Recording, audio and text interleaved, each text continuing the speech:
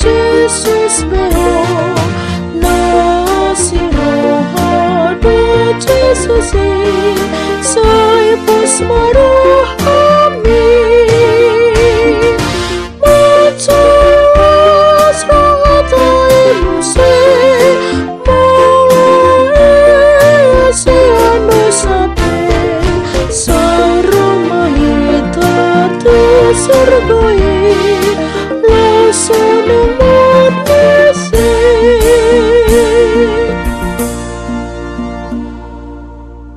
Salam saudara-saudara, sebelum kita memulai aktivitas kita dalam satu hari ini, baiklah kita mendengar firman Tuhan.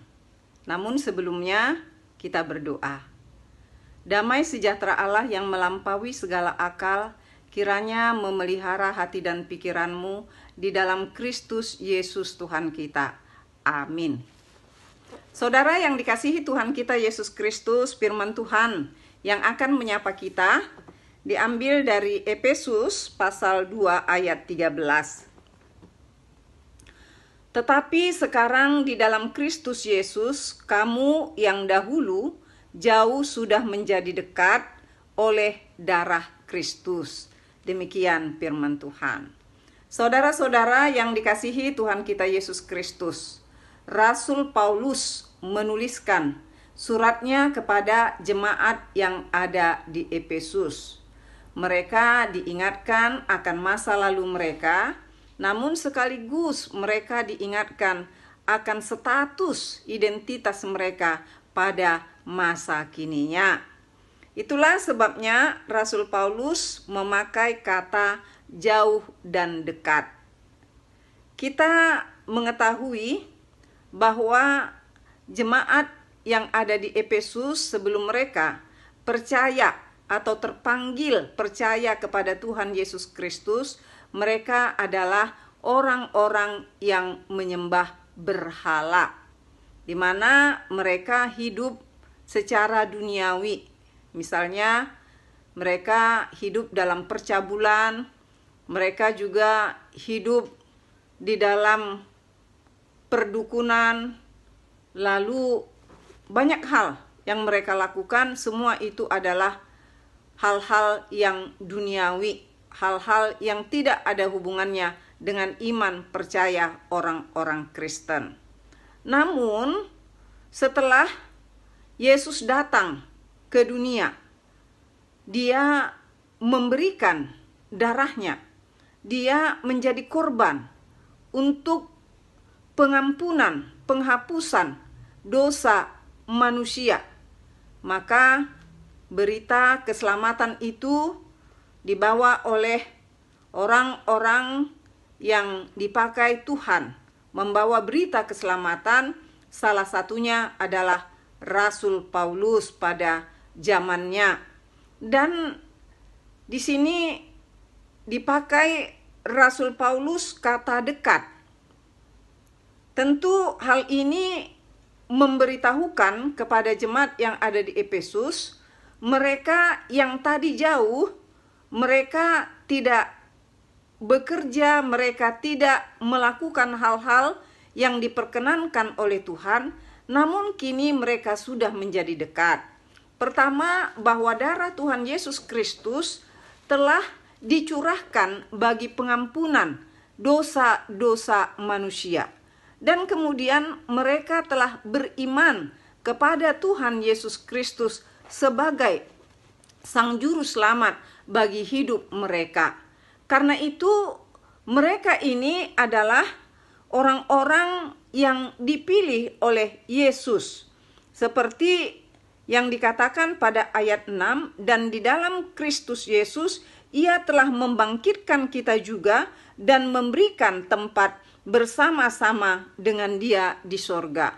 Artinya bukan hanya kehidupan duniawi yang dijanjikan oleh Tuhan, tetapi terlebih adalah kehidupan sorgawi. Dan melalui darah Yesus yang tercurah, melalui pengampunan yang telah diberikan oleh Yesus kepada kita orang-orang yang percaya kepada Yesus Kristus, maka Dia sendiri telah mengangkat kita Dia sendiri telah menjadikan kita anak baginya dan dia sebagai Bapa kita.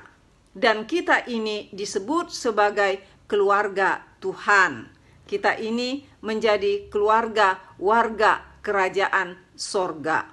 Tentu melalui hal ini kita semua juga diajak untuk kembali melihat latar belakang kita, di mana kita hidup di dalam dosa-dosa, di mana kita melakukan hal-hal yang bertentangan dengan yang dikehendaki Tuhan. Maka kepada kita diingatkan, kalau di dalam kehidupan kita selalu menjaga nama baik, mungkin orang tua kita ya, nama baik orang tua kita sebagai anak, kita takut untuk melanggar aturan-aturan yang ada di tengah-tengah keluarga kita, maka sekarang hal itu sudah berlalu, kita sudah menjadi keluarga Tuhan, maka ada aturan-aturan yang baru yang diberikan oleh Tuhan Yesus kepada kita, yaitu kita harus hidup saling mengasihi. Kita harus mempermuliakan Tuhan melalui kehidupan kita. Inilah aturan-aturan yang harus kita lakukan sebagai keluarga Tuhan. Dan kita juga harus menyadari bahwa hanya melalui darah Kristus saja kita boleh diangkat menjadi anak. Tidak dapat kita cari dimanapun itu agar kita dijadikan menjadi anak Tuhan kecuali melalui darah Kristus saja. Tidak dapat kita beli dengan harta sebanyak apapun agar kita menjadi anak Tuhan, melainkan hanya karena pengorbanan darah Kristus dan oleh karena kita mau menyerahkan hidup kita kepada Kristus Yesus saja. Jadi marilah kita, saudara-saudara yang dikasihi Tuhan kita Yesus Kristus, bertanya di dalam kehidupan kita, setiap yang kita lakukan, perkataan maupun perbuatan, kita bertanya, apakah ini seturut dengan aturan di dalam keluarga Tuhan? Kita bertanya seperti itu. Apakah ini harus saya hindarkan? Apa ini harus saya lakukan? Kita bertanya, tetapi bukan sebagai keluarga dunia, melainkan adalah sebagai keluarga Tuhan. Tuhan memberkati kita semua dan memampukan kita untuk menyatakan identitas kita di tengah-tengah dunia ini. Amin, kita berdoa. Terima kasih Bapa di sorga atas firman-Mu. Biarlah Tuhan, darah-Mu yang tercurah bagi kami dapat memperbaharui hidup kami karena kami lemah Tuhan. Biarlah Roh Tuhan berkuasa atas hidup kami. Terima kasih Bapa atas kebaikan-Mu. Di dalam Yesus Kristus kami berdoa dan bersyukur kepadamu. Amin. Sampai bertemu kembali saudara-saudara, Tuhan memberkati. HKBP Pejuang, salam sehat. Ada kabar gembira untuk saudara. Dalam rangka tahun kesehatian HKBP Pejuang, gereja kita mengadakan satu acara yang sangat menarik, yaitu talk show dengan tema komunikasi yang sehat dan mengatasi konflik dalam keluarga. Talk show ini akan dilaksanakan pada hari Sabtu tanggal 17 Oktober 2022 jam 18 sampai jam 21 WIB, bertempat di gereja kita HKBP Pejuang. Ayo, ajak teman-temannya, ajak semua keluarganya. Jangan sampai Anda ketinggalan karena ini sebuah talk show yang sangat menarik dengan saya, Pendeta Marieta Boru Simanjuntak sebagai pembicaranya. Sampai bertemu, semangat dan ukui.